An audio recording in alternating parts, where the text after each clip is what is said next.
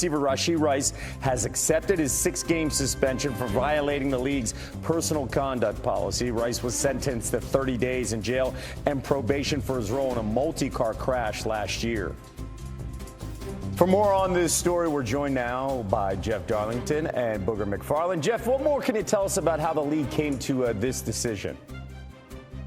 Well, Kevin, what's most interesting about this decision is not necessarily that it was 6 games. It is instead that it will start week 1 of the regular season. Initially, we anticipated this suspension to take place later in the year. There's a disciplinary hearing that was scheduled for September 30th.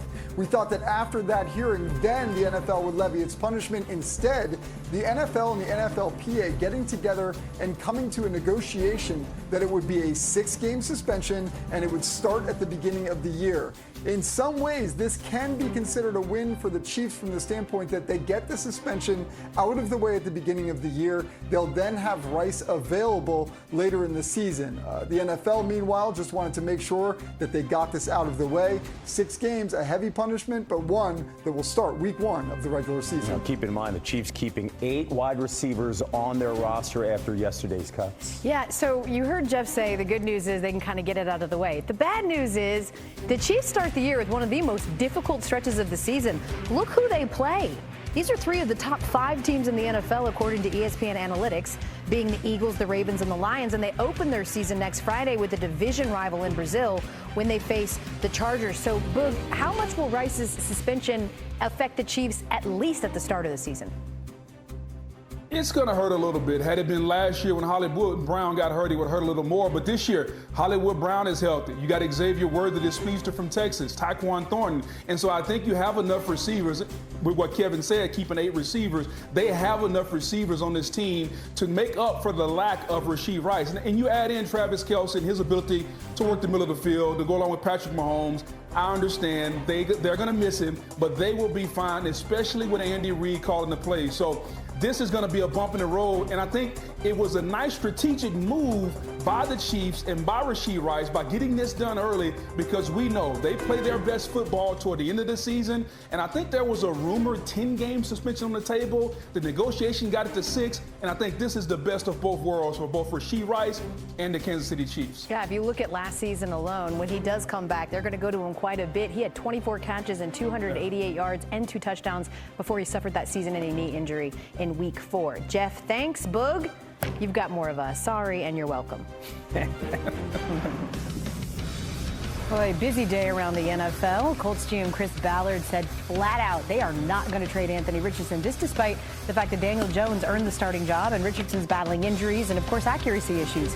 Ballard said it'll be good for Richardson to learn from a veteran. Hell, the Vikings are bringing back hometown hero Adam Thielen, acquiring the receiver from the Panthers. Thielen grew up in Minnesota, went to Minnesota State, spent the first 10 years of his pro career with the Vikings. Remember, Jordan Addison is suspended for the first 3 games. Oh, dinner's on Kyle Hamilton for life. The Ravens just made him the highest paid safety in league history. The 2-time Pro Bowler agreed to a 4-year, $100 million extension, $82 million of that guaranteed. The previous highest guarantee for a safety was only $45 million. Wow. Texans GM Nick Caserio isn't sure if running back Joe Mixon will play this year. This week, Mixon was put on the non-football injury list with an ankle issue. Will miss at least the first 4 games. LSU-Clemson meeting Saturday night for the first time since meeting in the 2019 title game. That game on ABC Primetime. Then Sunday night on ABC Primetime, Miami looking to snap an 8-game losing streak against top 10 teams as it hosts Notre Dame. Booger McFarland back with us, but this time to talk some week 1 of college football. But can't recall a better slate of top 10 games to start the season. Let's start with number 1 Texas at number 3 Ohio State at the shoe, and their 2 quarterbacks starting here with Heisman favorite Arch Manning. What are you watching for in this matchup?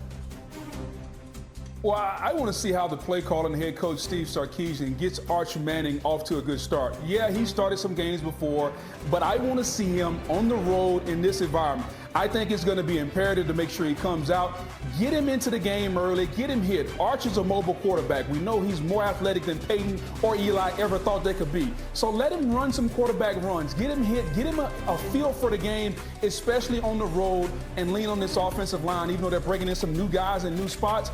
Get him comfortable. When you go to the other side of the ball, Kev, when you talk about Julian Sand, I think he is in a tougher predicament, and here's why. They got the best player in America outside wearing number 4 in Jeremiah Smith.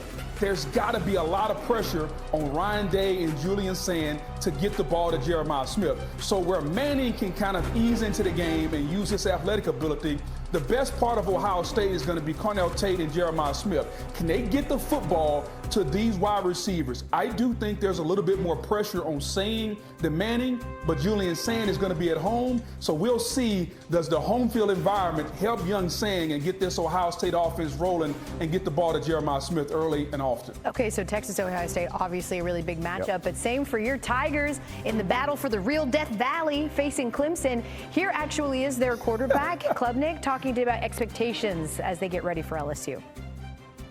I think sometimes you go into a first game and you feel like you gotta go do all this, insane, crazy plays and go make all this, wild stuff happen. But at the end of the day, you just gotta do the routine plays and do them really well and do them routinely and just go rip it.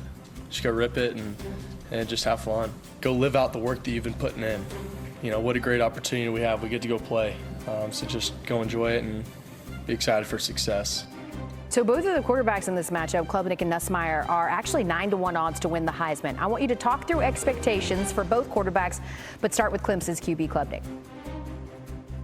Cade Klubnik, very experienced quarterback, a lot of pressure on him because this was the year that Clemson and Dabo said that they were building to win a national championship. And so all that experience is going to come into play. Now, he's a mobile quarterback. They're going to call a lot of quarterback runs, I think, especially since they're trying to figure out who's going to be their starting tailback. They moved the wide receiver to tailback, so expect early on Cade Klubnik is going to carry the football. But here's the thing.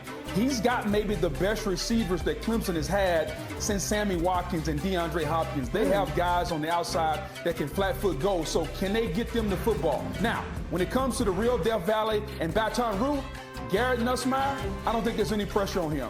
I think the pressure is going to be on offensive coordinator Joe Sloan because he's the one that's calling the plays. He can't call 75 passes during this game. LSU has got to show an ability to at least run the football. I think Joe Sloan, the OC, the way he calls this game is going to dictate a lot to how Garrett Nussmeier plays. If there's 25 or 30 passes, I think Garrett Nussmeier can have an outstanding day. If this turns into 40 or 50, that's not going to be good for two reasons. LSU is replacing 4 out of 5 starters on the offensive line, and Clemson's got 2 guys that look like me on the other side. Guys are going to be drafted in the top 10 of the draft, and they're coming after Garrett Nussmeier. No doubt about it. That look like you now or look like you when you were playing?